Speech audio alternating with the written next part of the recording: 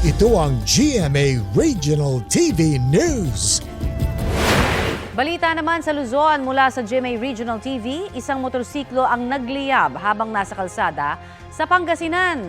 Chris, ano daw ang naging dahilan? Connie, posible raw na may nag-spark na wire sa motorsiklo kaya ito umapoy. Yan at iba pang mainit na balita hatid ni Jeric Pasilyao ng GMA Regional TV. Nagliyab ang motorsiklong yan sa Orbistondo, Pangasinan. Batay sa paunang impormasyon, sumiklab ang apoy habang umaandar ang motor. Ayon sa Bureau of Fire Protection, posibleng may nag-spark na wiring sa motorsiklo. Wala namang nasaktan sa insidente.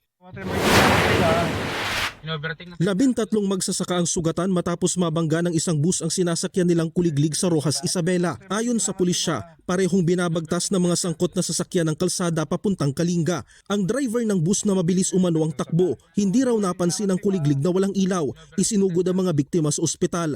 Nasa kustodiya na ng pulisya ang nakabanggang bus driver. Sasampahan siya ng reklamong reckless imprudence resulting in multiple physical injuries and damage to property. Wala siyang pahayag.